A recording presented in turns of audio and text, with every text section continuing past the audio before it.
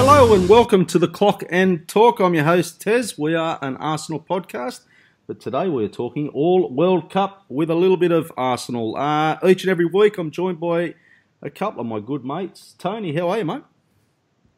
Mates? I could barely stand you, mate. I'm all good, thanks. I'm enjoying this festival of football. Some games haven't been the best, but anything that allows me to sit on my sofa for pretty much 10 hours straight and watch football works for me.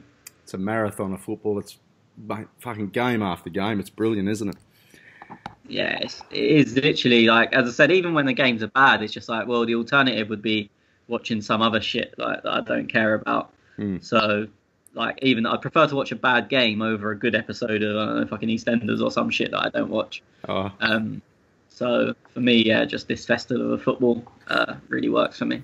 I thought there was going to be a mention of Love Island there, but no, because I would prefer to watch a good Love Island over a terrible football match, and I didn't want to bring it up.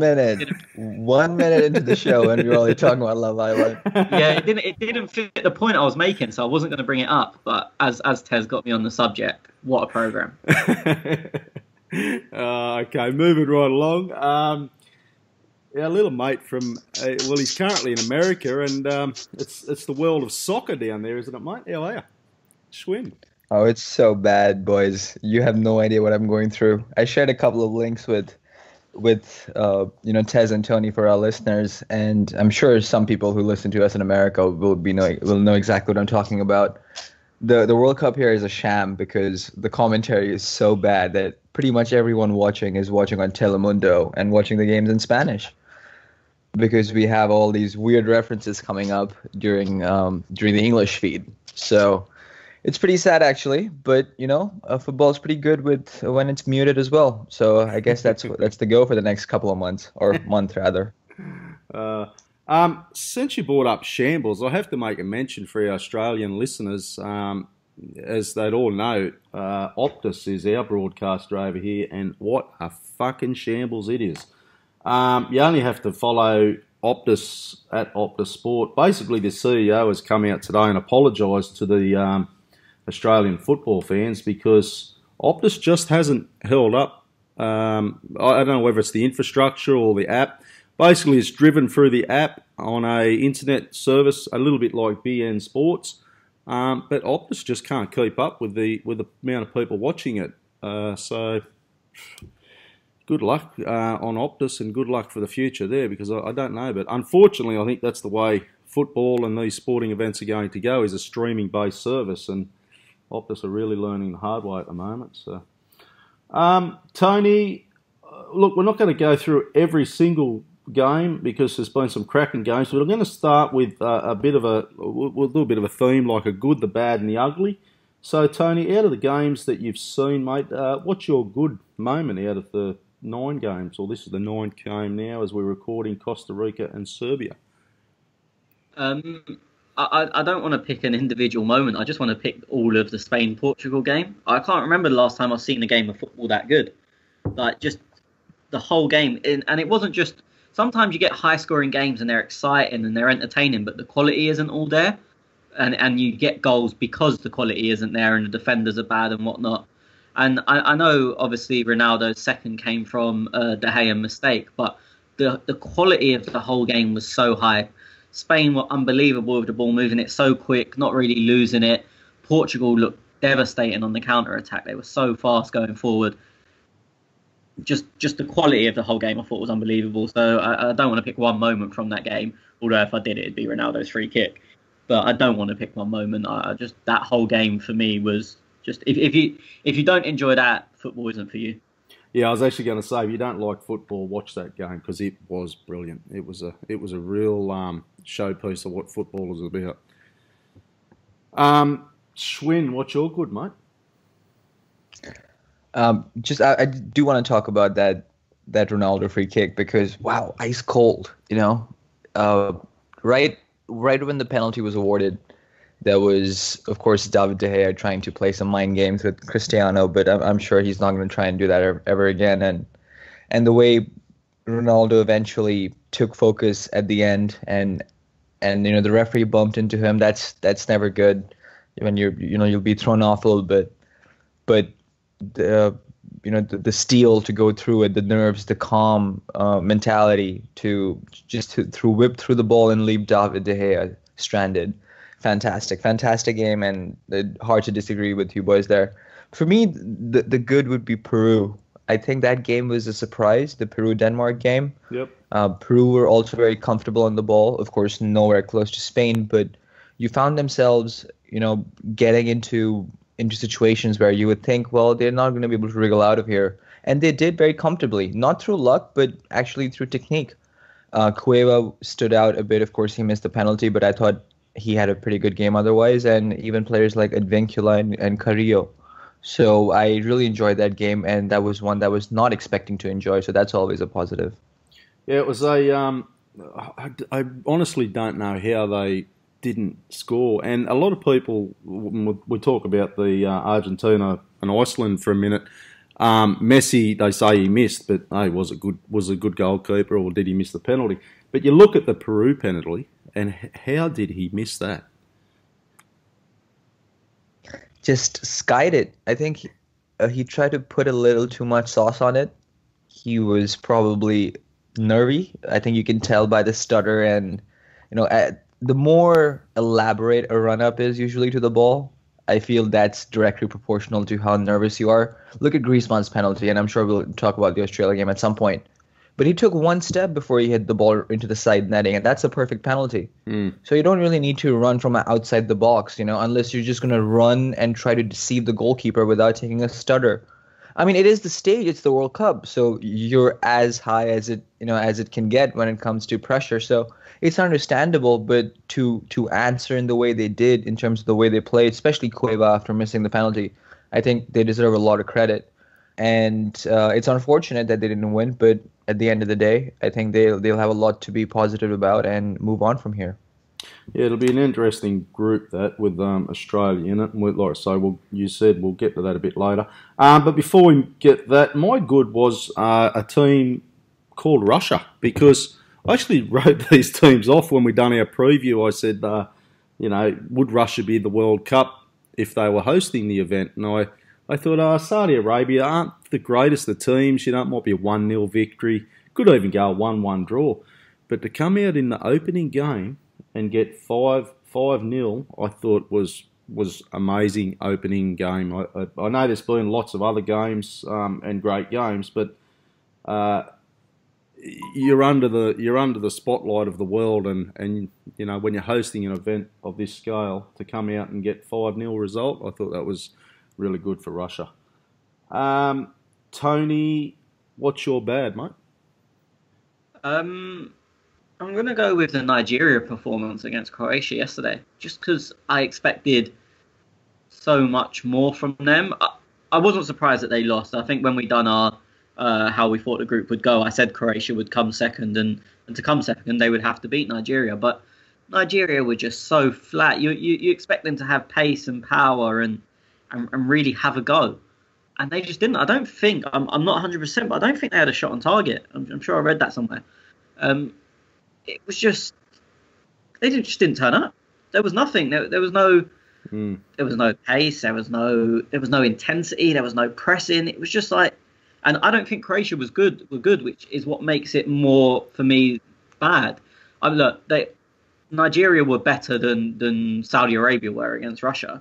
So I'm not saying it's the worst performance of the team, but of the tournament, sorry. But from what I expected, and what they were up against, it was just, they just done nothing. And I'm assuming all Nigerians were disappointed with that. I've seen, obviously, we're Arsenal based, and a lot of our followers are Arsenal based, and who we follow as well. And I've seen some people sort of having a go at Iwobi or laughing at Iwobi, but I mean, there was 11 of them plus subs. I don't know how many subs come on, 2 or 3, and none of them done anything. So was Iwobi good? No. Was he any worse than anyone else? For me, no. I just thought the whole performance was abject at best. Mm-hmm. That would surprise me a lot. Like, I know the 2-0 result, it was an own goal. There was a penalty in that game too, wasn't there? Yeah, there was no goal and a penalty. Own goal and a penalty. So Croatia weren't the greatest, but yeah, Nigeria Yeah, I agree with you. Nigeria did fell short of the benchmark for me. Schwinn, what's your bad, mate? Argentina. I mean, Iceland did very well. I don't want to take anything away from them, blah, blah, blah, right? But at the end of the day, when you're watching Argentina and you just see the teams on paper, and I know football is not supposed to be played on paper, but the amount of options they have, the amount of big stars, big talents they have. First of all, the starting 11 was sort of questionable. You don't expect some of the players to get in ahead of the others. And the subs also sort of didn't scream optimism and clear tactical plan, which is not something you say a lot of Sampaoli usually. But I think the team is too Messi-centric. I think that's the mistake. You want to produce an environment that's conducive to Messi and helps Messi elevate himself. And rather than doing that, it just seems like everything is going through Messi. You have the likes of Di Maria, Paulo Dybala on the bench, Higuain, Aguero. I mean, the options are there. And it just feels like, you go up one of the wings, try to bring the ball back a little bit, and then Messi drops back into midfield, tries to play a give and go and make something off of it. And when a team is sitting so deep like Iceland were, it's going to be difficult to find open lanes. And that's exactly what happened. They produce some good chances, but you expect, Argentina to be threatening throughout, which they weren't.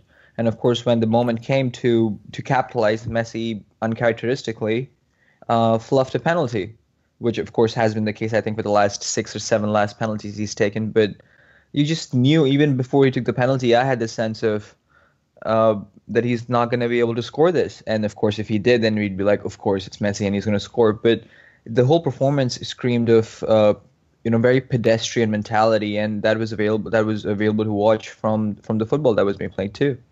Before I get to my bad, I'm just going to touch on Messi because I think it was Tony. Correct me if I'm wrong, Tony. You said Messi's trying too hard. Yeah, that was me. Yeah.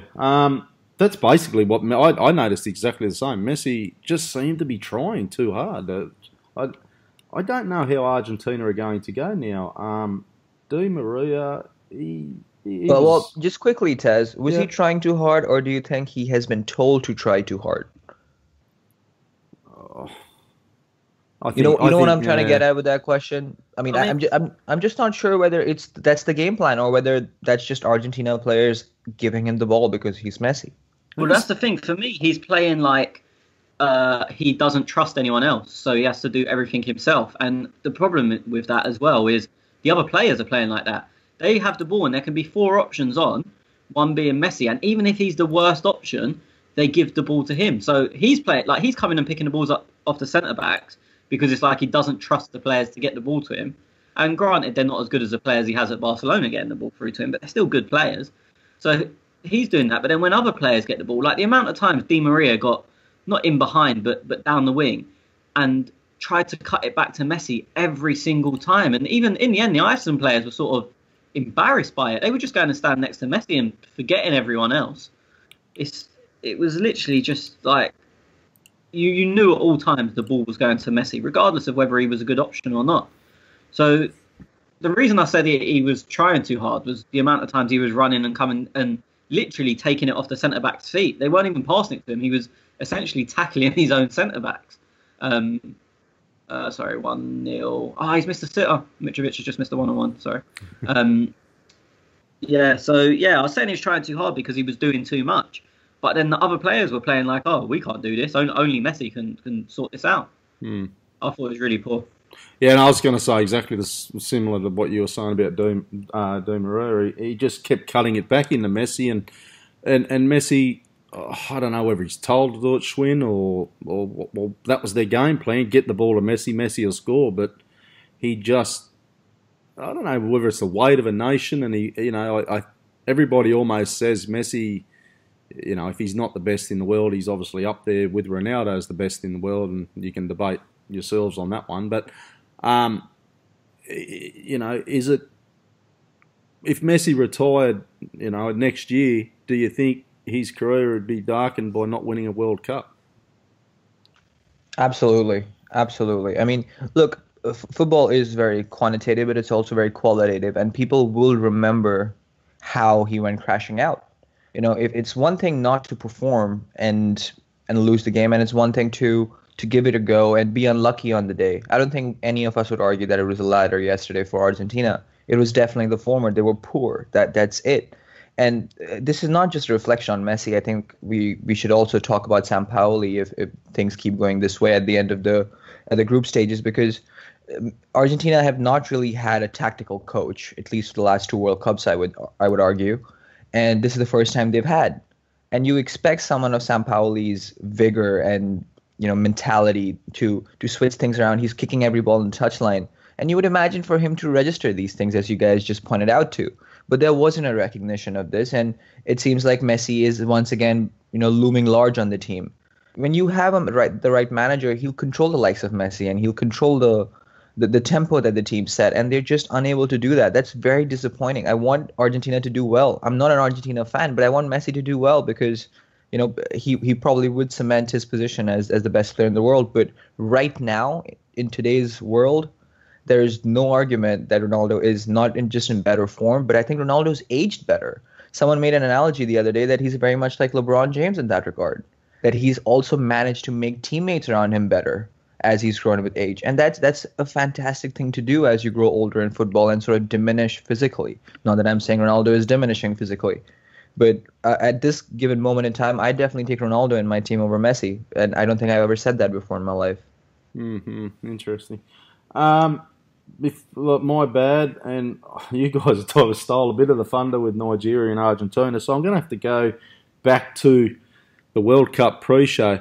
Robbie Williams, what the fuck is going on with that lad? Old grey-haired get up there singing some shit about nothing. Surely they could have got someone better. Tony seemed to enjoy it. Fucking he was pretty pissed that I missed it. And then what did he do, the big fuck you at the end of it or something? What was all that about? I have literally no idea. It is a weird one because he's not been relevant for a long time. And it's the opening ceremony of the World Cup. You've got to think everyone's available. Yeah. I mean, the budget was probably pretty big as well. So you're thinking pick any musician, and I'd imagine pretty much everyone was available. So to go for someone that's not been relevant for 10 years I don't get it at all. Me and you both, mate. We've not had a World Cup song this year either, right? Because we've usually had Shakira or Kenan or one of those chaps, a Pitbull. No, yeah, they got Pitbull, that one with Will Smith, isn't it? Oh, did they really? I think I missed it. I think it just flown below the radar. Was it not good enough? No, it's been floating around. Yeah, it was. I didn't know it was, to be honest. You haven't heard it? Yeah, me neither. Because usually those World Cup songs are pretty iconic, and they catch on and Live It Up. They Live It Up. It was called. Oh, that's the one. Okay, I'll have to check that out because. One, yeah. You haven't heard it? No, it doesn't sound familiar. Yeah. Okay. That's fucking smarter. Yeah, that's the one. Live It Up by Nicky Jam. I think Will Smith's in it, and yeah, interesting. Have a listen. That completely flew below the radar for me. But yeah, better than Robbie Williams. What was your ugly, Tony? I know neither of you two would have caught this, but the commentary on France, Australia, we had Mark Lawrenson, and I have no particular feelings towards Pavard, the French centre back that he played at right back. Yep. I don't care about him. I'm not pro or negative him, but how negative Mark Lawrenson was about him was ridiculous. He literally was huffing and puffing every time he got the ball, like Pavard again. This is going to break down. Every time he played the ball backwards, he was like, "This guy's useless. He just passes it backwards." Like, how was he in this team? And you're thinking he's a right back. Like, he's not their number 10. And then at one time, the ball was over the other side of the pitch, nothing to do with Pavard. And he went, just out of the blue, they're talking about something else, and he went, "You can't tell me there's not a better French right back than this Pavard bloke." And I'm thinking, just give it a rest. Like, I don't need you. Christ.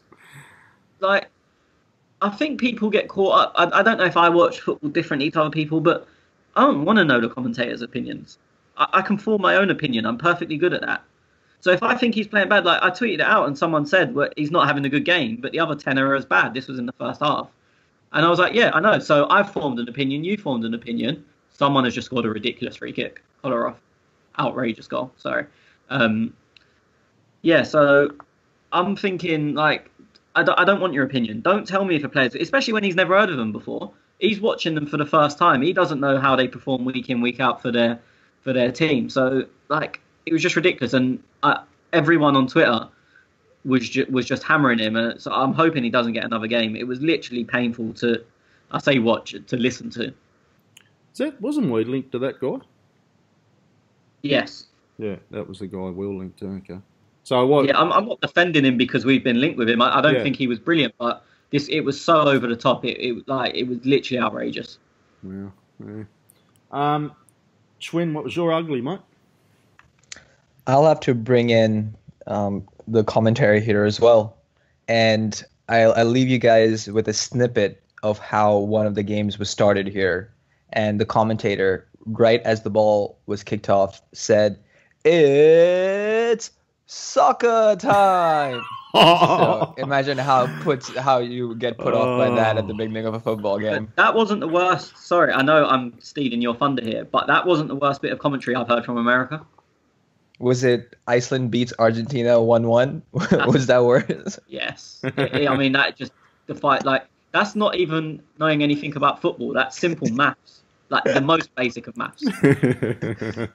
Oh, yeah. It's been so bad, guys. I'm telling you. I don't know how I'm laughing about it. Maybe because I'm speaking with you guys after a while, so I'm happy about that. But Jesus Christ, it's been horrible. That was a cracker free kick, wasn't it? Oh, that's outrageous. Yeah. Automatic. That was unreal. I think I've got a draw on this game too. I went. Okay, my ugly. What was my ugly? Oh, I have to mention it, boys, and I apologise. But it'll probably segue into this game. France versus Australia. It went to a penalty, VAR. Now, the VAR decided to obviously go back on what the original call was with the referee and awarded a penalty. So that was my ugly, pretty quick one, but my next question will be to Tony and Schwinn. Was it a penalty, Blats? Tony? I tweeted before they even went to VAR, before I knew they was going to VAR. I tweeted I thought it was a penalty before I'd seen it again. At first, if I was the ref, as soon as it happened, I would have given a penalty. And seeing it back, it probably wasn't as much of a penalty as I thought it was initially, but I still think it was a penalty. Okay. Schwinn? I didn't watch the game live, so I don't know how it felt in the flesh as it was happening. But having seen the replay, I think the defender, whoever was chasing Griezmann, tries to get a touch on the ball. He misses. And I think he, in a very cheeky way, sort of tries to impede Griezmann. And, you know, when you're making that contact in the box, I want to say it's a soft penalty, but as I said, if you're trying to make that contact in the box, then you got to make sure you get the ball, and if you don't, then that chance will always be that the referee calls it against you, and that's exactly what happened. So I mean, I feel for the Aussies, but I will just quickly make a point that I think the refereeing this tournament has been very good. From the games I watched, which have been most of them, except a couple maybe here and there. In spurts, but I managed to watch a lot of football, and the refereeing has been very, very good. Yeah, so I might be a little bit biased, and I probably am. Originally, I thought penalty, but then looking it back, and there was an angle that came out today. I don't know if I shared it with you boys, but there was a different angle that the referee didn't get to have a look at, and if you actually look at that camera view, he just got a toe on the ball. So yeah, for me, he definitely got a touch on the ball, and we saw that angle straight away. But yep. I think gone are the days, like in the 70s, in the 1970s, if you got the ball, it didn't matter what you done afterwards. You could kick someone in the face as long as you got the ball with the other foot. It was sort of deemed fine. But for me, he got a touch on the ball, but Griezmann still had that ball under control. He got the touch in. He was still 1-on-1, and then he makes contact after, which is what brings Griezmann down. So he does get the ball, but for me, that's sort of irrelevant. because he's taken him out after that. That's what there's been a lot of debate about that decision here, and the majority of people think it's a penalty. But the stupid commentator that I was going on about that was kept going on about the VAR. All he kept saying is, "But he's got the ball, but he's got the ball." But as I said, I think that's irrelevant because Griezmann took that perfect touch still and was still in on goal. It's not like you can touch the ball and then a second later take him out just because you've touched the ball. Yeah. No, it's okay. There's been a debate here about it, and he did touch the ball. Yeah. So I can kind of see where people are getting confused. But if you look after that, after he touches the ball, Griezmann still takes his perfect touch and is still 1-on-1 and then gets brought down. Yeah. So for me, I don't think you can. In him touching the ball comes into consideration. Yeah. Okay, look, and like I said, I may be a little bit biased because obviously Australia, but I still think we come out all right. We played all right, and we actually tactically really surprised me in defence. So, which I did tweet out a couple of times. We don't mind having a hack as well. So a lot of Aussies over here were saying that the ref was very biased towards us. But every other day of the week and every other game, we were having a bit of a hack. A couple of them tackles. I even said to one of the boys, might have been Glenn or one of the lads, I said, geez, we're going to see a red card here very soon if we don't settle it down a little bit. So, but 2-1 against France. So that was, that was my ugly, probably because it was a game where I felt that, we could almost draw this game. So that's why it was pretty ugly. Well, yeah, you was hard done by. I tweeted that as soon as I'm not sure if it's been changed to an own goal yet. It surely will be.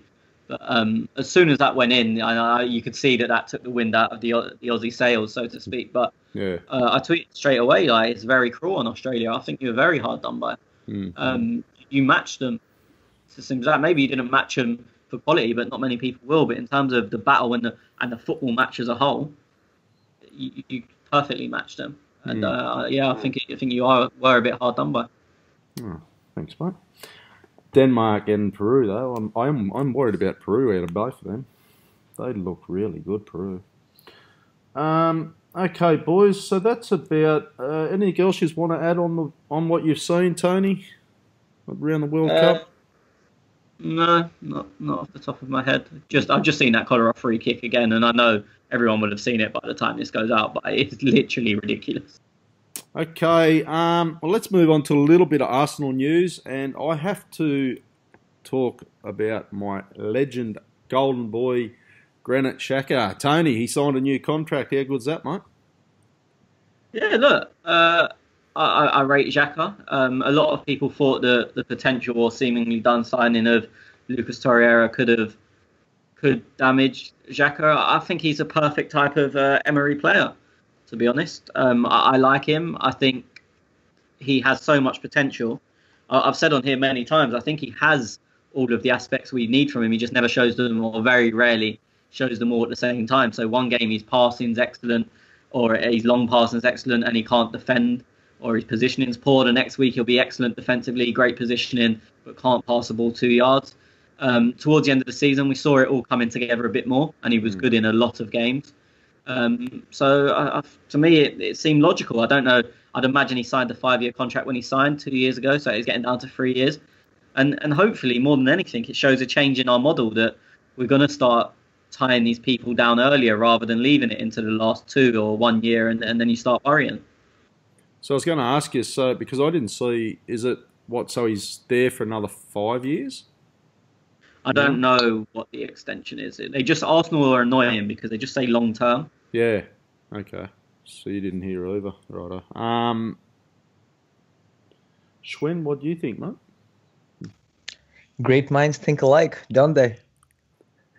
And we've spoken time and again about Granit's importance to us, and it's nice to know that the boss now also has made his confidence in Granit public by agreeing this deal. And I'm sure he probably didn't negotiate the terms of the deal, but I'm sure he was involved in the process to some extent or the other. But it's good to see that we're tying up players much before than we need to.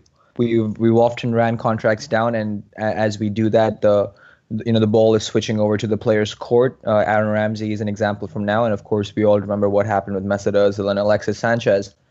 But to a wider point, I think it's all about Granit at the moment, because he's irreplaceable. For anyone who watched the Egypt-Uruguay game, El Neni does a job, but as soon as you have to ask him to play a ball forward, it just seems like he loses his confidence, and he's very nervy on those balls. And we really don't have someone who can turn in for Granit when the going gets tough and we have 3-4 games coming up.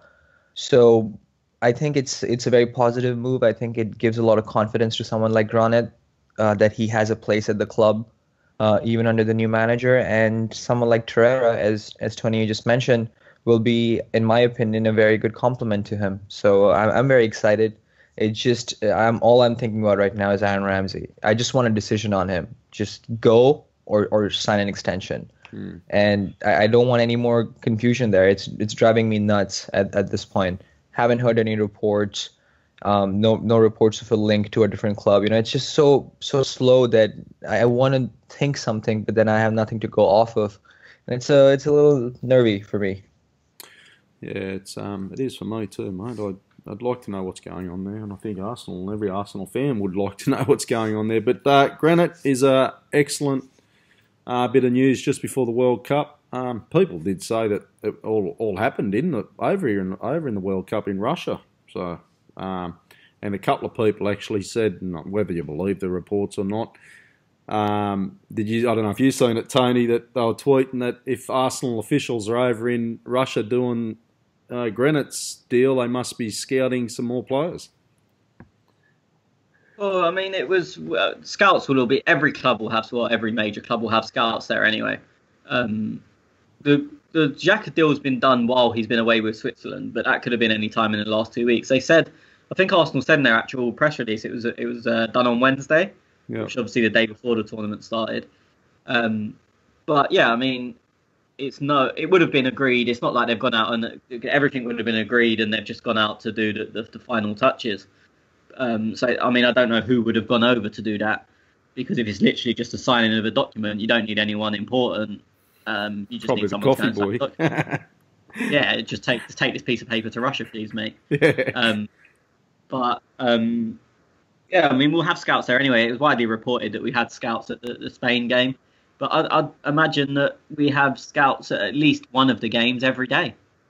I'd imagine so. And I probably shouldn't have used the term scouts, because the certain person that I was referring to, actually, I think he said Gazidis, and Sven was there. So I thought... Well, Sven is essentially a scout. I know his job title is head of recruitment or something along those lines, but he's a scout. Yeah, that's right. Yeah, he'd be over there having a look at the talent, looking for the next James Rodriguez or something. Well, it's not only that, and it's as well, like, sometimes he may have seen a player play in, say, Pavard, for example. He's seen him play in a midish table team in Germany, and he wants to see how he does it at a higher level. And the World Cup is, well, you can argue if it's a higher level or not, but you want to see how he does it on the big stage. So sometimes as well, it's just it's a bit of confirmation to see how a player adapts in different surroundings. How many times before have we seen players that are excellent at one club go somewhere else and it just doesn't work for them? And it's just because they were comfortable in that surrounding. And showing them international football, again, you can argue about the difference in level, if it's better, if it's worse. There's an argument to be had. But what's certain is it's different. It's a different situation, different scenario. So you're seeing players they may not be out of their comfort zone, but they're in a different comfort zone. And you can sometimes learn a lot about a player by seeing that. Obviously, because I'm watching Costa Rica and he's on my screen now, Joel Campbell looks excellent every time he plays for Costa Rica, and he's comfortable in that zone. When he's played for us, for me, I know some people argue, for me, he's never excited me. I don't think he's ever really looked good, barring the odd couple of moments. And maybe that comfort zone or that level of quality just doesn't suit him. So I think scouts will not only look for players that they don't know already, because I think it's very dangerous to sign a player based on a good World Cup, but they'll look to learn more about players that they already know a bit about. Funny enough, you must have read my mind, because I was just going to ask you, Now, what are you thinking of Joel Campbell in this game? We're at the 70th minute, Serbia and Costa Rica, and he has been having a good game. Okay, I want to touch on Jack Wilshere, Tony. Yeah, it looks like he's off. So Arsenal released their released their release list. So they know, everyone notifies the FA of who is no longer going to be remaining at the club. It's usually full of youth players and people that are retiring and whatnot. So Mertesacker and Cazorla would have been on the release list, and then a load of youth players and whatnot. But Jack was actually down as retained, so we're keeping him at Arsenal. From what I've heard, it didn't come down to financials at all. I think he'd pretty much agreed on the money and everything, but he wanted to speak to Emery to see where he fitted in his plans. Again, from what I've heard, that was that Jack's not going to be a first team player or a starter, sorry. And I would agree with that. And that's just not what he wanted at this time. He feels like he's been told he missed out on the World Cup due to not playing enough football. For me, that's nonsense because he's played more than a lot of the players that are in the squad. But he's been given the reason: you're not playing for England because you've not played enough. And then to go to your club and your club say, well, you're not going to be playing. You're not a starter. I think that's pretty much turned his head, and it looks like he's going to be going elsewhere. I don't know where that is, but it looks like he's off. Where don't you want him to go? I don't really care. Don't bother you. Look, I like Jack, but once you're not an Arsenal player, look, I'll always like him. He's always going to be an Arsenal boy, and there's always players that you look out for when they've gone elsewhere to see how they do. There's been players that have left Arsenal in the past, and you sort of always keep half an eye on them. But I don't think he's going to end up at a team that's going to hurt us because he does want to play a lot. So he's maybe Crystal Palace or Fulham or something like that. I think Palace are probably the front runners. Interestingly, a couple of weeks ago, a Polish. So Palace are going on tour. Their pre-season tours in Poland, and the Palace Poland Supporters Club came out. I think it was 2 weeks ago, and said one of our members works in the hotel that Palace are staying at. And I know I'm reaching a bit here, but, and they've booked the room for Jack Wilshere. I don't know how true that is, but that was the rumour going round. Really? So it would be interesting if you, again, look, there's no way of proving it, or whether someone's just, you know what I mean? They thought, oh, we're coming to Poland. It's like when Arsenal went to America. Schwinn could have easily said, oh yeah, I work in the hotel. We've booked the room for Mbappe. We don't know if he works. Well, we do, but you know what I mean? You don't know if he works in the hotel or not. You ain't got a clue. That's right. And in all honesty, I doubt they book rooms in names. Because it's not like when me and you go on holiday, we're only booking it for us. So you tell the hotel who's staying in that room. But they'll book 30 rooms as a club. So I doubt they put names on every one of them rooms. But I don't know. Mm-hmm.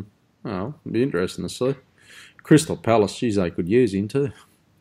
Well, Hodgson likes him as well, which is probably a lot of where the thought started that he would end up there, is because Hodgson's a manager and it's known that Hodgson likes Jack. Mm-hmm. Schwinn, got any that on Jack, mate? You going to miss him if he does go? I will. I mean, he's been one of those faces around the club who've been there for a long time, and you know, every now and then when the club is not doing well, you look around for people to give you some comfort, and Theo was very, very good at that, despite not performing. You know, he was a presence around the club that was very calm, and of course he's been very professional in that regard. That in front of the camera, he's very well trained. Jack was another player like that, and not having him around is going to be sad. And seeing him in a different club, in a way, a rival club, is going to be even worse. But you know what? He was given this season to prove a point, and I think he just fell short of the mark. I think if he had gone for the World Cup, that would have been a plus in his column. And I think his performances were not good, but not bad on an average, of course. I think he could have done a little more to prove his case. A couple of better games, a couple of moments where his fortunes could have turned. And unfortunately, other than that Chelsea goal, which was, of course, a cracking finish, we don't remember too many of those moments from the season. I mean, as Tony was speaking about, Jack, I was thinking about these certain instances, and there's a couple that come to mind. But other than that Chelsea goal, nothing of result. So it's not going to be easy, but I think long term is the right thing to do. And maybe 6 months down the line, when we've reaped the fruits of some of our hard work under Emery, we might not look back at this with distaste and be happy to part ways when the time was right. Yeah, I was just thinking then as you were talking, geez, I could probably only think of maybe a couple of Europa League games that he stood out in. He didn't really have the greatest of seasons, but he wasn't a player that we all went at the end of the season, geez, he had a shit year. You know what I mean? Like, it wasn't like I think a couple of us said Iwobi and Mustafi. Jack didn't stick out for me as a really, really bad player, but he didn't stand out as probably the highlight of our season either, and a great player. So it's a bit of a middle of the road for me. Look, obviously he will be missed, and you're dead right. When you look at the Walcotts, Ramseys, even Oxlade-Chamberlain, and then you see if Jack goes, it's type of that old Arsenal, isn't it? The old members or the old players around the club are moving on to greener pastures. I totally understand though. What is he? 26 years of age. So this may be his last contract. Maybe if he signs a 4-year deal, it'll take him up to 30. So. He's only getting older, so I do understand first team football. I would imagine a 4-year deal would type of seem Tony up to 30 or something, And I'd imagine a 4-year deal. Just going back on what you were saying, I think in football we have quite short memories, and I would agree that he had an average season overall, but that's because he was. I thought he was exceptional when he first came back into the team, and he was pretty much getting, on our polls especially, he was getting man of the match every game he played when he first came back into the team. But then he was very bad towards the end of the season. So I think it was average, but not because he didn't excel at times, but because it was dragged down by being bad at the end of the season. You're probably right. I mean, I know it may be difficult to think of moments, but if he was the best player, like say West Ham away, it was a shit game, it was 0-0. It was awful, but he was our best player by an absolute mile. So you go, he didn't have a moment. But if he's better than any of our other players on the pitch, in a way, that's a credit. Similarly, neither of you mentioned the Chelsea goal, but for me, his best performance was Palace away. He was exceptional. And again, another one. I think there was about 5-6 games in a row, because they were both in December, both the games I just mentioned. There's about 5-6 games in a row where everyone said, he was our man in the match. If not the man in the match, he was our man in the match. And so I think he did have them periods, but then towards the end of the season, he let himself down a bit. So I'd agree it was an average season, but maybe not for the same reasons as you guys said. I will remind you, though, Tony, and you should know me and Schwinn by now, we've got memories like a goldfish. So That's an insult to a goldfish. Look, this next subject, fixtures, I've got it here on the run. It doesn't mean a lot for me, Tony, but obviously for you as a fan travelling to the games, the only thing I suppose is the first two I look at and go, holy shit, I hope we've got our shit on by then. Start of the season, is it Chelsea and City? But other than the that, other way around. City, the other way around. Okay, City, Chelsea. Yeah, okay. So they're the only two that I think, well, okay, that's a cracking start to the season. But as a fan travelling to the games, mate, what was your thoughts on the fixtures? I mean, I didn't really look at it as a travelling fan's perspective, but I'm really unsure on whether it's a good time to play City or not. Look, they're going to have a lot of players go deep into the World Cup, you'd imagine, which means they'll come back late, which means they'll hopefully miss that game. If we're realistic, we'll probably only have Ozil that goes deep in the World Cup. Potentially Nacho, but he won't have played too much. So it may be a very good time to play them. It may not. Similar with Chelsea, they're going to have players that go deep. If you look at someone like Kante, who's probably, and Hazard, who are definitely their two best players, they're both got a good chance of going deep in the World Cup, which means they might not be back, or they might be back to full fitness by the time we play them. They've also got huge manager issues at Chelsea. Well, we don't know what's going on, so it may be a good time to play them. I'm not sure. On paper, it's as bad a start as you can get, pretty much, but it may be a plus. I don't know. In terms of travelling, our first 3 games are all in London. So we're obviously home for 2 of them, and then the other one, which is Chelsea away, is obviously in London as well. We do then follow that by going to Cardiff and Cardiff away, and then Newcastle away are, I think, our next 2 games after them 3. So then we start racking up the miles. But yeah, it's not. As I said, I can see the fear over the fixtures, but I can also see the positives, and I'm not sure which side I'm leaning at the moment. Mm-hmm. I'll tell you when I know win or not. Schwinn, what's your thoughts on the fixtures, mate?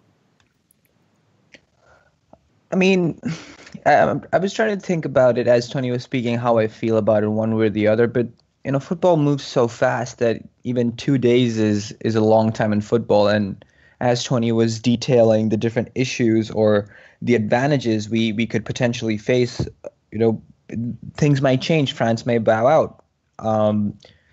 There's possibilities of things happening that will change how one feels about the opposition, and Chelsea could fix up their manager situation in the next week or 2, and that's one thing taken out of the negative column for them. So I mean, it's very difficult to say. What I'm looking at are the games after Chelsea, and we have West Ham, Cardiff, Newcastle, Everton, Watford, Fulham, Leicester, Crystal Palace. And then we have our next big game, which is Liverpool. So the stretch between Chelsea and Liverpool, I think, will be important, because if you're able to get 3 points out of 6 after our first 2 games, right? I think that's a decent start considering the opposition. And then till we play Liverpool, I think we can really focus on building momentum. That's a lot of games in there. So I think that will be a crucial patch for us. And if we are able to perform well against Liverpool, I think that will give us a lot of momentum going into the Tottenham game, which is, I think, 2 weeks or 3 weeks after we play Liverpool at the Emirates. So in all probability, I think we have a very good lineup of fixtures. I think the first 2 games will probably be a reality check in one way or the other. And that's not a bad way to start the season, I feel. I think Emery will also be given a little more leeway. Fans will probably be a little more sensitive and not rail into him if we don't do well against City, and if indeed we do draw points against Chelsea. So I think it's a positive in a way, and that I'll be looking at that patch closely to determine how the rest of the season might go.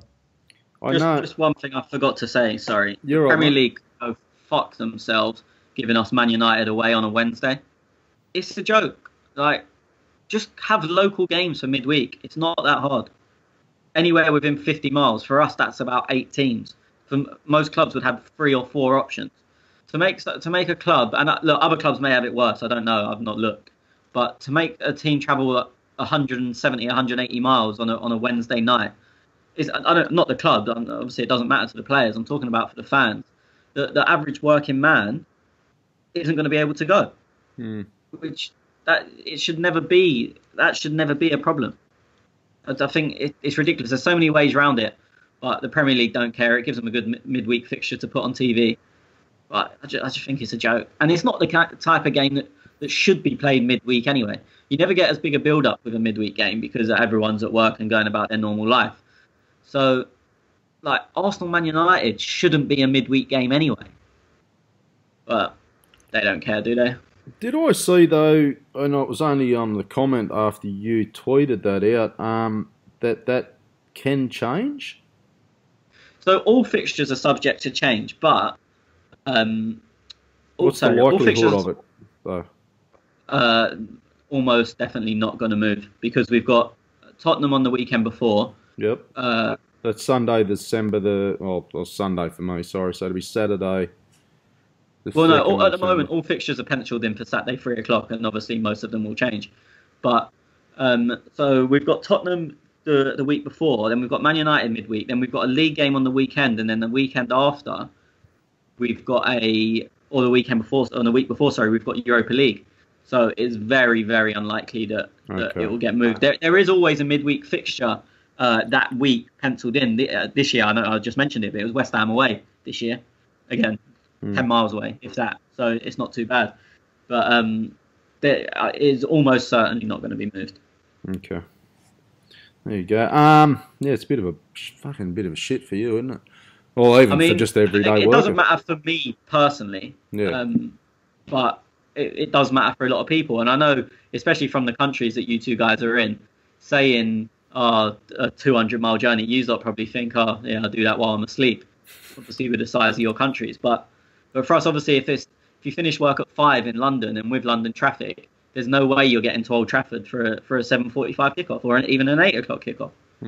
So, although, as I said, 200 miles might not sound like a huge distance to you, it just makes it impossible for people or they have to take half days from work. To get to the game, yeah. No, it is silly. I was just going to ask very quickly, because we're running out of time, we've got to talk to a couple of our listeners. Champions Cup, so we've got Atletico Madrid, who else? We've got PSG and then Chelsea.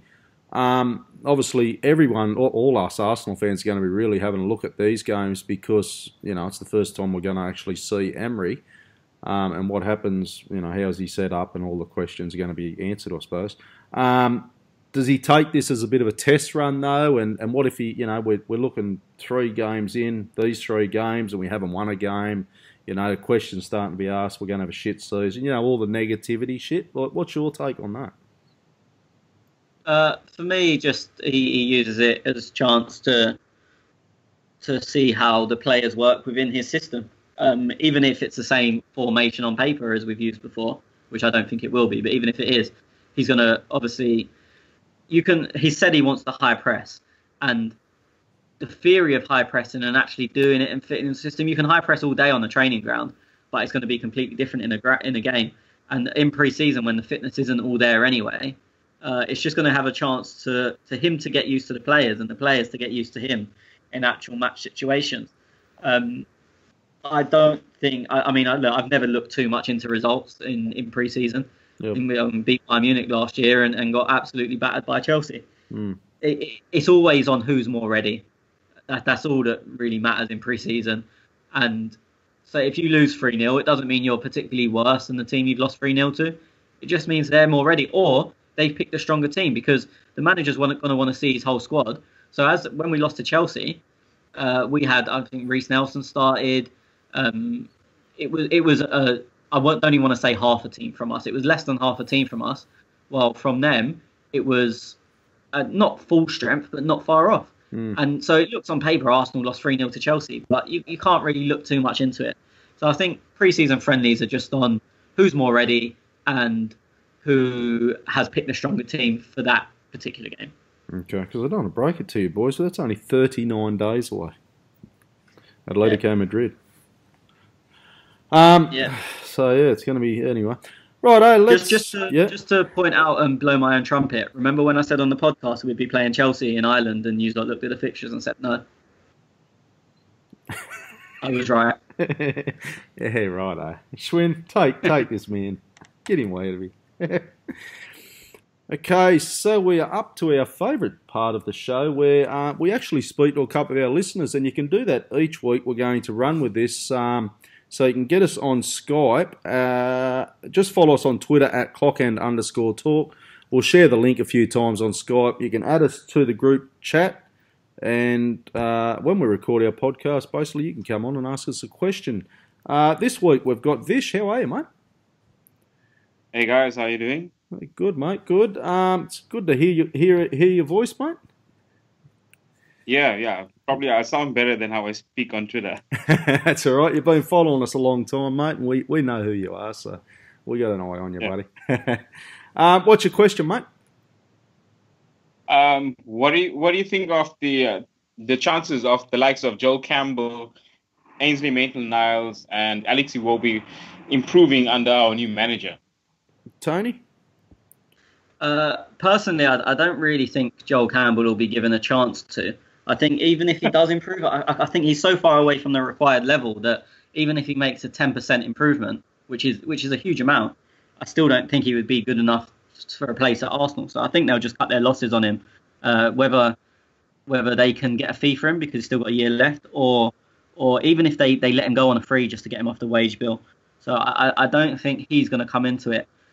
In terms of Ainsley, he's going to get a lot more chances, and a lot of learning is about experience. You make less mistakes when you have the experience because you know how game situations are.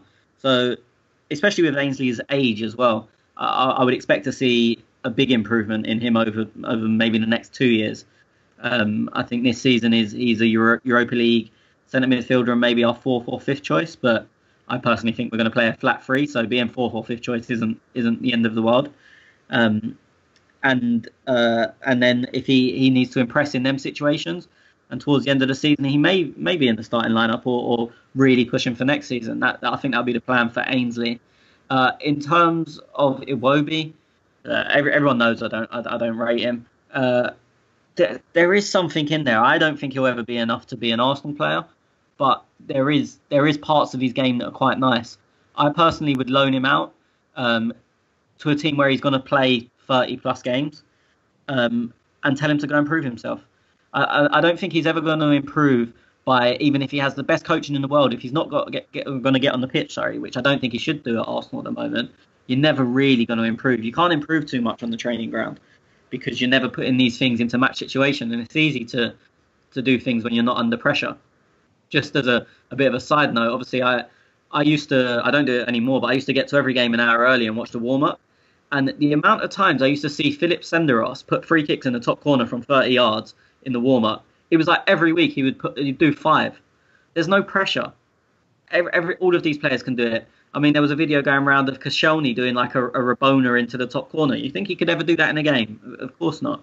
So with Iwobi, it doesn't matter how much they improve him on the training field. Unless he can put these things into games, then it doesn't matter. And he's not going to get the games at Arsenal. So for me, I would loan him out to somewhere where he is going to play a lot and say, look, this is your audition. Go prove yourself. Go and win your Arsenal shirt. That would be my plan going forward for them.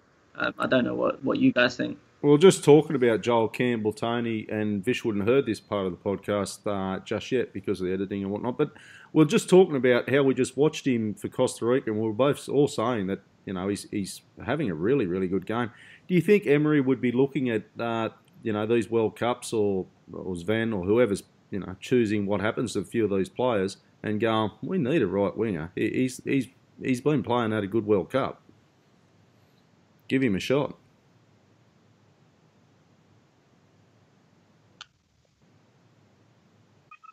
And we lost Tony. Oh, you asking me? You're asking Vic. Sorry, mate. No, look, as I said before, I always think it's a bad idea to sign players on a World Cup performance alone, and it'd be even worse to start playing a player for your club. Like they've seen him for 4 years now, and he's not lived up to the grade expected of an Arsenal player. So just because he came on as a sub for the last half hour of a game just now and looked quite bright, I mean, he didn't do anything. He just looked like if anything was to happen, it would come through him, but he didn't actually do anything. So for me, I don't think the World Cup should look. If he has a James Rodriguez type tournament, breaks out, scores 7 goals and is up for the player of the tournament, then you've got to start rethinking things. Or it just means you're going to get a bigger fee for him. But for me, I think they know he's not at the level, and just if he has a mediocre to good World Cup, doesn't mean he is now at that level. And it goes back to what I'm saying about comfort zones and being what you're used to. International football is usually at a slower pace. It's usually less physical. Some players are comfortable with that, and when you up the pace and up the physicality, they can't handle it. And other players are maybe worse when they've got a bit of time and space, but they're really good when they're under pressure and everything's fast-paced and physical. There's a lot of England players that you look at them in international football and think, Jesus Christ, this guy can't play football, because they've actually got time and they actually have to show their football ability.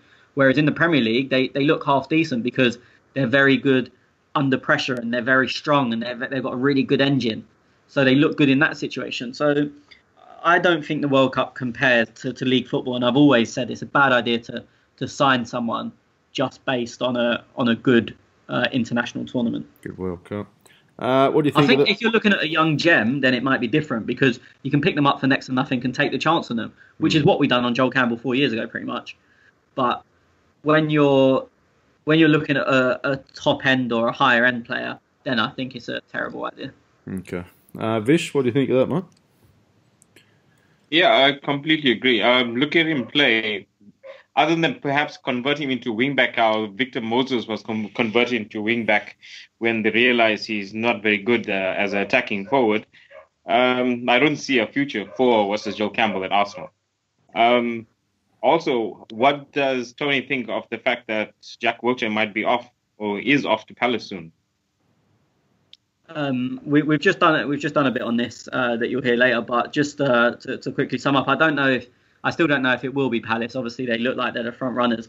I think it's a good move for him. From what I know, the financials wasn't an issue. It was the amount of playing time he was going to get. He feels like he's just missed out on the World Cup. He's been told he's missed out on the World Cup due to not playing enough. And then he's been told by Arsenal that you're not an automatic starter. And I think he feels he's just at a time in his life where he needs to be playing football. So I think it's a good move for him. I agree that he shouldn't be. I would like him to stay at Arsenal. I think he's different from anyone else we've got, which means you can change the game in a different way. But I also agree he's not an automatic starter. So if his decision is that if I'm not an automatic starter, I'm going to go somewhere else, then fair play to him. And I fully understand that decision. I would like him to be at Arsenal as an impact player, but he feels that that's not what he wants to be. And in a way, you kind of can't criticise that. We criticised Walcott for years for being happy just to sit on the bench and earn his money. And now I think Jack's probably going to get criticised for doing the opposite. So I think sometimes you can't win, but I think it's a good move for him to go somewhere where he's going to play if that's what he's looking for. Okay. Swin, I'd never have asked you about Joel Campbell, mate. What's your thoughts on Joel Campbell? You can go fuck right off. You're a nice, miserable cunt, aren't you?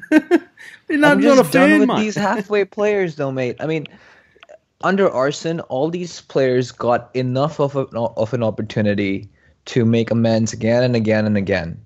And you know what they ended up doing? They ended up going into the comfort zone that Tony's been speaking about all this while. We need to reinstate ourselves. We need to be a little more ruthless. You know, we will give to the players as much as they give to us. We might cut corners for a Mesut Ozil, which, you know, I obviously don't condone all the time. But we cannot keep doing that anymore. You know, how many years has it been since we've been loaning out Joel Campbell? I'm just done with this crap. I don't care if he has a fantastic World Cup. I don't care if he has a James Rodriguez World Cup. Sell him. We'll get 20 million for him at best, right? I mean, let's be honest. Who's going to come in for a Joel Campbell who scores four or 5 goals? An Everton, a West Ham, a Hoffenheim. They're not going to pay more than 20, 25, 30 million. 30 million is an ask anyway, because everyone knows that he's on the periphery of our squad. So it's not as if they know that we're going to start him next week in the Premier League. But we just can't rely on these players anymore. And, you know, as Vish asked, it's not just about these 3 young players who are going to improve in terms of coaching. I'm more excited to see what happens with Hector Bellerin. I'm more excited to see what happens with Mustafi. Mesut Ozil, how is he going to respond to Emery's, different rigorous workouts and, of course, the demand on the pitch? I'm done with all these players who are just sitting around, getting a good wage because they're half on the books of Arsenal and taking the club for a ride. I'm done with this stuff. And that is Schwinn, ladies and gentlemen, boys and girls. And I don't know where the old Schwinn, the fence sitter, has gone, but, mate, I'm liking this new Schwinn. He just fell off. He just fell off the fence and fucking, whoa! I'm lost for words, mate. I'm speechless. Lineups are out and Mesut Ozil starts, so I'm a happy man today. I'm not even going to ask about Lucas Perez.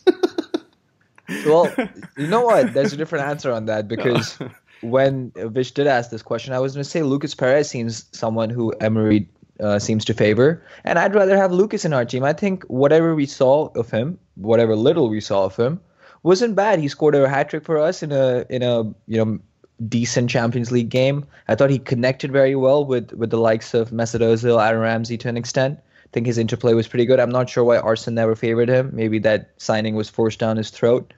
But I was never dissatisfied with what I watched of Lucas, and I think under Emery we have that as an option for right wing as well.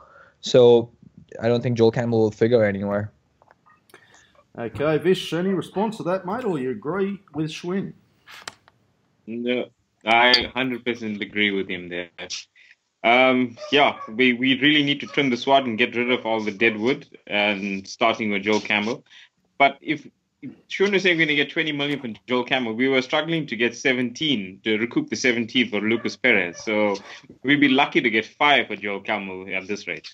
Well, just to clarify, Vish, I meant that if he has a James Rodriguez World Cup, right? If he ends up scoring 5 to 7 goals, as Tony said, then that's the max we can expect. And that, again, is, looking at the ceiling of where things might turn up. And that's obviously driven by which club comes in for him. And it's obviously not going to be a top club from any of the top 5 leagues in Europe. So 20 million would be the icing, if anything. I don't think we can expect more than 5, as you said, otherwise, for sure. Okay. Look, Vish, you might as well hang on with us, mate, because we're going to run through a couple of questions that other people have asked on the Skype, on the bloody Twitter, and you can ask them questions at @clockend_talk. But as I'm reading through, Vish, we've got straight one from you, mate. After watching that brilliant display from Spain versus Portugal, Tony, would you swap Ozil for Isco or wait for Xhaka or Thiago? Runs and hides before Tez explodes. Look, I think you're looking at very different players, although they may play in similar positions. They may occupy similar positions on the pitch, but their roles are two separate scales. This is weird because I've never answered the question to the person that asked it. For me, look, Isco is a beautiful footballer. I think you watch it and just think this guy is just so smooth. He never loses the ball. His feet are insane. I would argue the productivity isn't really there.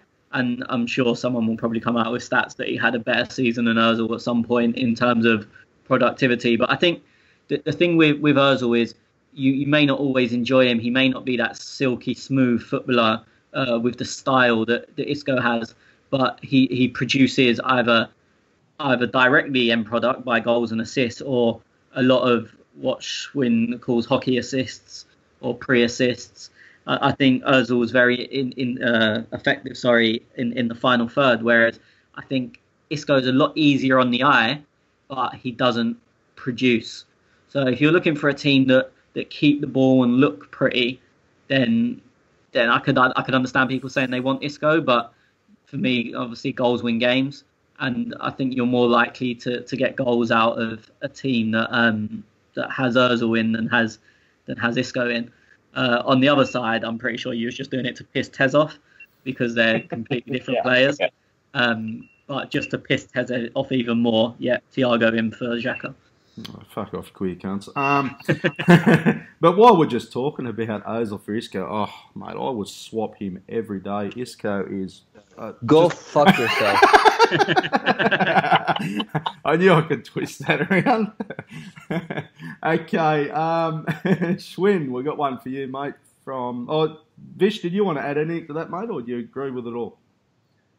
No, I agree with it. I just feel that Isco is a more direct player. If you're playing off the wings, he might just take on the play and go, whereas Ozil loves to be the maestro, where he pulls the strings and then he makes a killer pass to get Aubameyang or Lacazette in. Whereas Isco, he would take that shot and try and force a goal himself. You go fuck yourself too, Vish. Don't you love the way we speak to our listeners? Okay. United Arab Emiri, also known as Rocketarian.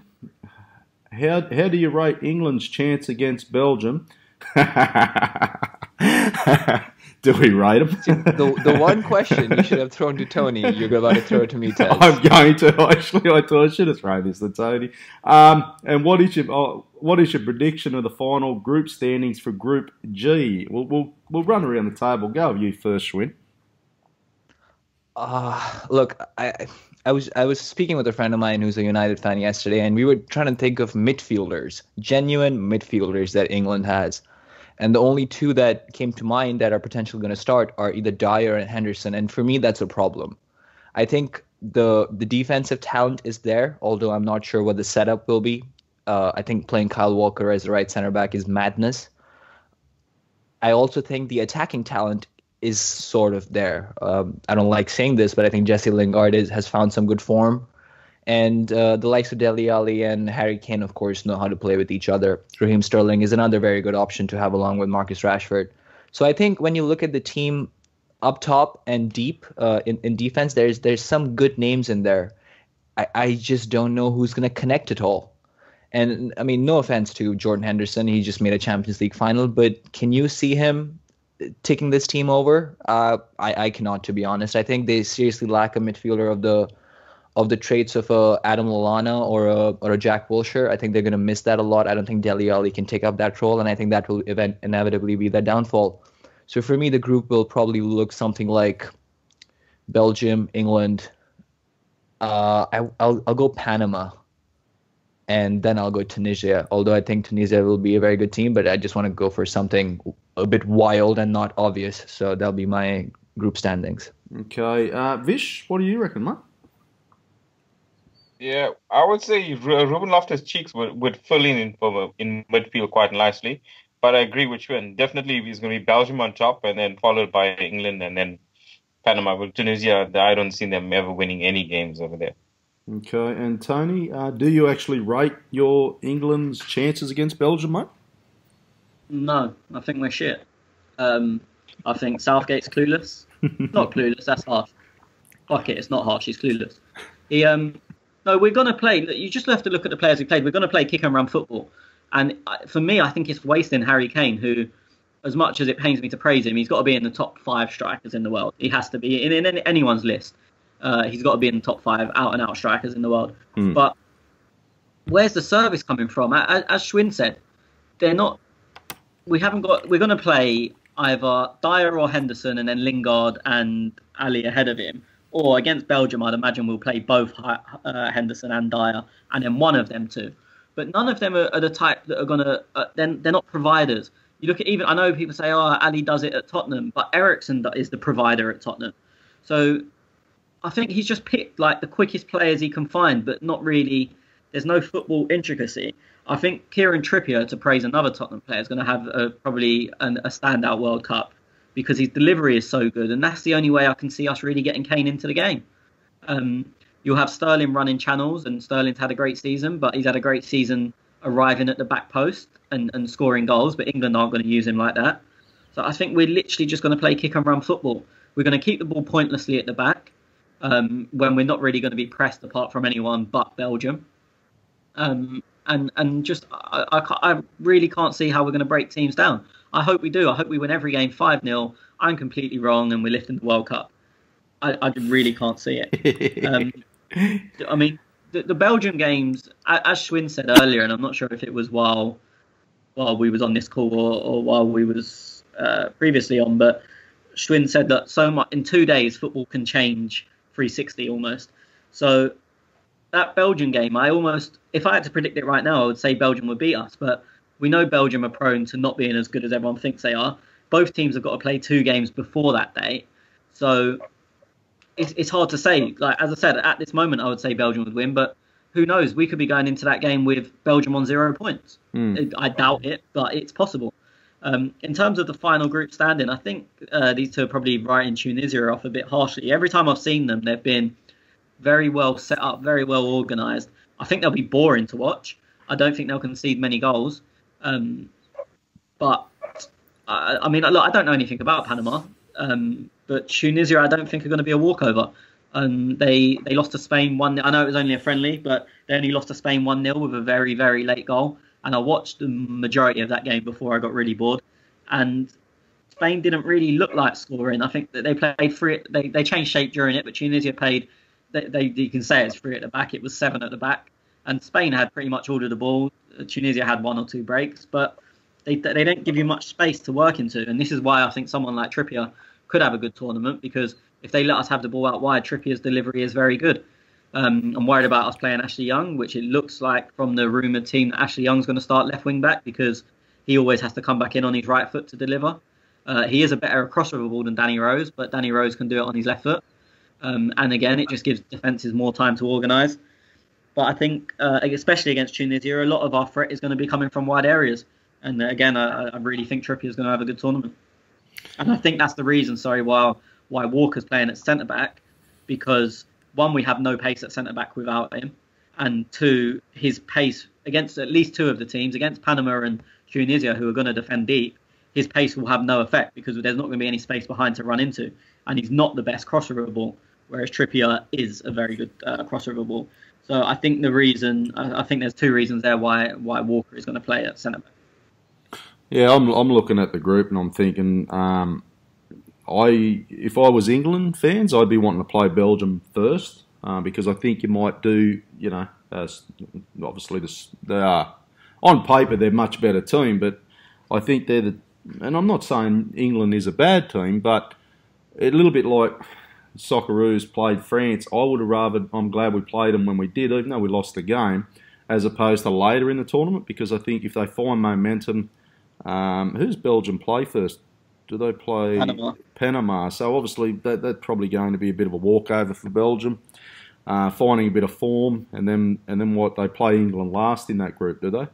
Yeah, but it's highly unlikely. I don't know the exact stats on it, but it's very rare a team loses their opening game and goes on to get through the groups, because the amount of pressure you're putting on yourself that you essentially have to win both of the games. And bear in mind that you could have another team that have got a dead rubber. So that, do you know what I mean? So say England played Belgium first and lost, and then Belgium got 6 points, and by the time it comes to the last game, they're already through, and they're playing, I know, Tunisia, and they're playing their reserve team because it doesn't matter, and it can just end up really messy. So it's very, very rare that a team loses their first game and goes through. I think the way it's worked out for us is probably best, that you've got them last, and in a way it could be a dead rubber. If both teams have 6 points, that's it, it's done. And you could see both teams playing a weakened team, and that game doesn't matter, which is another reason I wouldn't want to put a prediction on that game when it's still so far away. Yeah, true. I think, look, Belgium and England will go through. I know nothing about Panama and Tunisia. I got nothing there either. I haven't seen any of them play, so got nothing on them ones. MAA Gunner, he asked Tony, what's happening with what happened to Jenkinson and Brunel? I saw this come up and I nearly answered it because I didn't realise it was in this thread. They're both still at the club. I'd imagine they both won't be by August the 11th, is it? The transfer window closes? Whenever the first day of the season is, or the day before that. They're both there. Jenkinson, I think, is attracting Premier League interest. I don't know who Bramall was attracting, and he may not. The only reason he may not go is because he's not going to get the same money elsewhere, and he's got a year left on his contract, and he knows after that he's not going to earn anything like he is at the moment. So I know we often have a go at players for sitting in the reserves or in the stands and just taking their money, but for someone like him, fair play to him, because he's never going to earn that money again. Mm-hmm. I forgot about that window. It closes at the start of the season this year, eh? Yeah, day before. Yeah, so that'll be probably the 11th, 10th, I suppose. Yeah, 10th of August. Okay, that's all the questions we got this week. We didn't get many in because obviously it's World Cup and we are an Arsenal podcast doing a World Cup. So it was really good to have you, Vish, on board too, mate. Thank you. Yeah, good for you guys as well. And come back next week or whenever you want, mate, and have a chat. Always happy to talk. Anything else you boys want to add? Schwinn, Tony? Just one thing. We didn't touch on this or mention this at all. So just a shout out to the goal Nacho scored to go 3-2 ahead in that Spain-Portugal game. That might be the best goal of the tournament so far for sure, but maybe even by the end of it. So that was a howler. Okay. Actually, just before we go, I believe it's Father's Day everywhere around the world except for Australia. Is that right, Schwinn?